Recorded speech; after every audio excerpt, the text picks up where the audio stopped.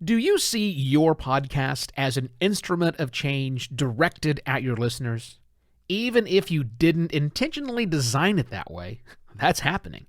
And whether you know it or not, your podcast is changing you too. Hello and welcome to another Podcast Pontifications with me, Evo Terra. Whether we know it or not, our podcasts, the episodes we produce, change our listeners. If our listeners listen to us long enough, that change actually becomes permanent. What a powerful thing. What an awesome responsibility. It's sort of like erosion, I think. Over time, small bits get chipped away, and you are left with a permanent change of a rock face or a coastline or a riverbank, whatever. Of course, that can also happen more of landslide quick speed than it is the slow version. You see, we may not be consciously even aware that we're trying to affect change with our podcasts, but we probably are. I mean, even if you do, for example, a comedy show or podcasters that do comedy shows, right? What are they really trying to change? Well, maybe they're just trying to get somebody to have a good time for a bit and be a little bit more light.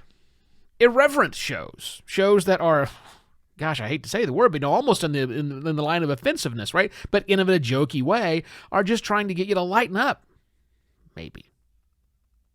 Podcast fiction, not really designed to change, but listen, as an avid consumer of fiction, both in podcast form and written book form, I can promise you that read enough books, read the same author over and over again, and your mind perspectives will actually change.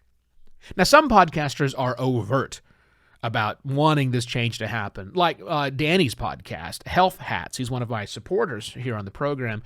The tagline to Danny's show is, and I want to read it so I get it right, learn with people on the journey toward best health. Danny's definitely trying to take people on a journey and to change them. That's quite obvious what's happening with Health Hats. But I'm not sure that all of us, because I'm not sure I realized that we too experience permanent change as people keep listening to us, as we keep presenting these ideas and thoughts out there. Again, whether we're trying to change someone intentionally or not, some of that change flows back on us. Now sometimes we've planned to do that. Right? Sometimes we've planned to do that. Neil Headley is seeking out a solution to his insomnia problems with his podcast, The Snooze Button.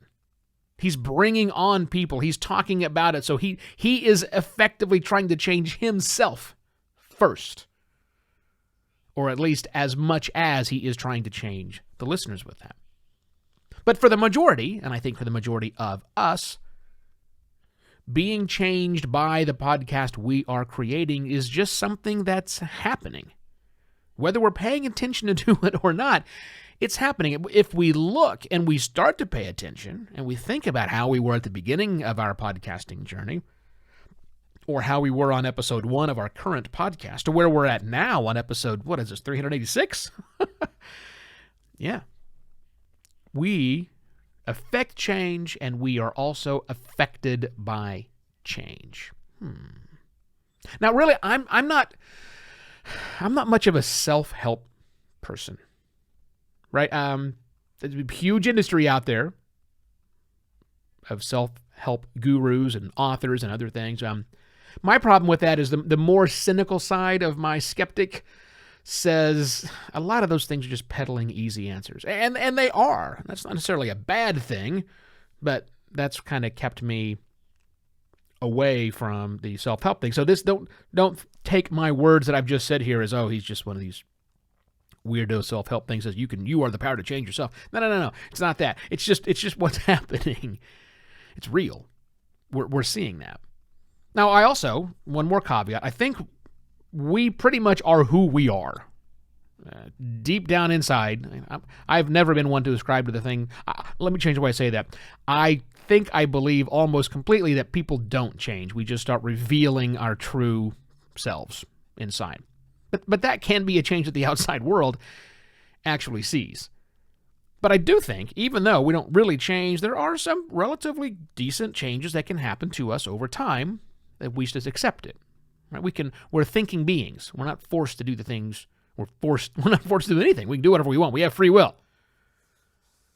And these subtle shifts that we're making with our podcast affect the listeners, but as well as they affect us.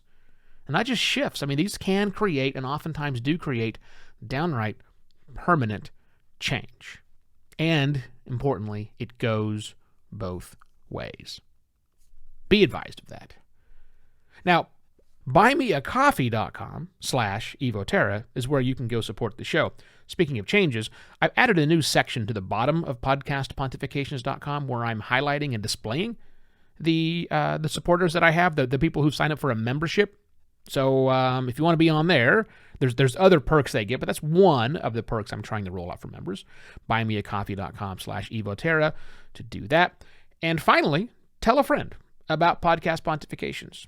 Tell a friend who's maybe is skeptical about podcasting or is trying to make some changes about their lives in podcasting. How can they do better with their podcast to make their podcast better? Share Podcast Pontifications with them. I would really appreciate it. It's really the only way that this show actually grows.